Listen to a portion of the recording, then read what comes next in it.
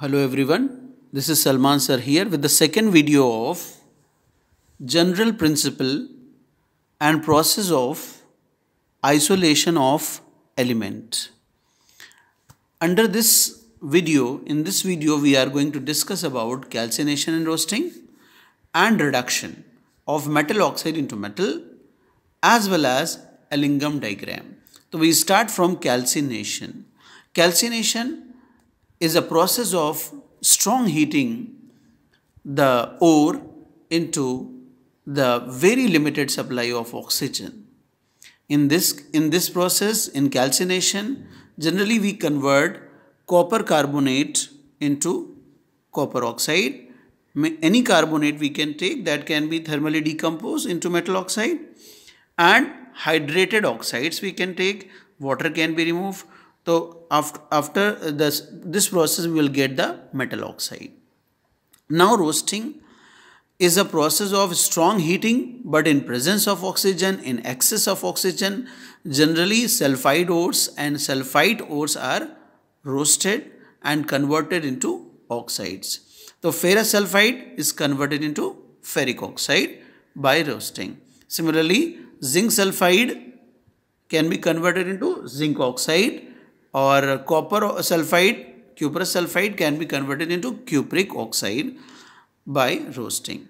When we get the oxide of metal, then we can think about the reduction. How reduction will be done? So we are having three options of reduction of metal oxide into metal. We can go by electrolysis, we can go by heating with reducing agent, or we can go by simple heating.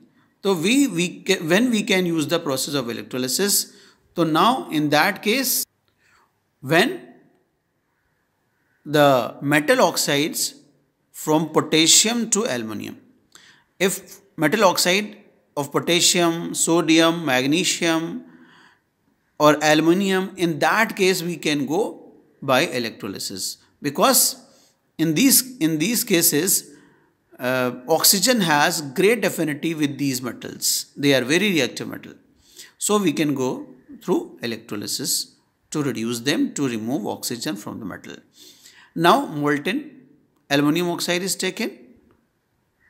In molten form it will be in the form of ions, and when electric current is passed, cation Al triple plus deposited at cathode in the form of aluminum, and oxide O double minus is evolved at anode in the form of oxygen.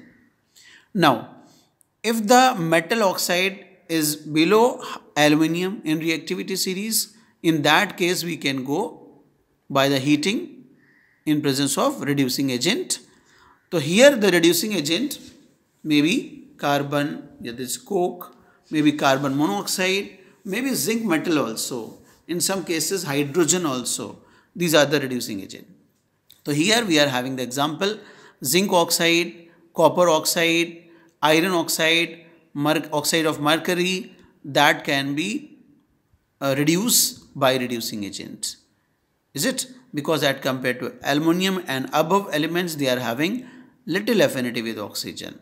But when heating will be used, only those metal oxides, those oxide of metals, they are below bottom line of the reactivity series, like silver, gold, platinum.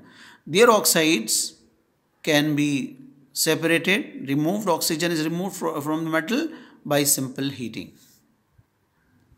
Now we are going to talk about Ellingham diagram. Ellingham diagram is a graphical representation, consists of a plot of standard Gibbs free energy change of formation for 1 mole of oxygen and temperature. So this is the plot between standard Gibbs free energy change of formation using 1 mole of oxygen and temperature. So these plots are called Ellingham diagram. And what is the application of this Ellingham diagram? The application is the prediction of feasibility of thermal reduction of a metal oxide into metal. Means we are going to predict that with the help of Ellingham diagram, that metal oxide can be converted into metal by reducing agent or not. So how we are going to predict? We can take the help of this equation. This is Gibbs-Helmholtz equation, in which you can see here delta G is equal to delta H minus T delta S. Here delta G is what? Gibbs free energy change. Delta H is enthalpy change. T is temperature in Kelvin. Delta is entropy change. If you will put the values of these three, and you are going to get the value of delta G. If delta G is negative, the reaction will be spontaneous, means possible. If delta G is positive, means reaction is spontaneous and not possible at certain condition. So now we are going to take the example. We have taken the example of FeO when heated with coke form Fe and carbon monoxide. This reaction is possible or not. So we will see that it is a combination of these two reactions. FeO give Fe plus half O2 and C plus half O2 gives CO. So this equation is a combination of these two equations. If we are going to calculate the value of delta G for these equations, and on addition we can get the delta G total for this equation. And if the value of delta G is negative, the reaction is spontaneous and possible. Now see here. Here the value of Fe plus O2, 2 Fe plus O2, we can take 1 mole of O2 only, not less than that or more than that. So 2 Fe plus 1 O2 gives 2 FeO, and delta G will be nearly minus 400 kilojoule per mole.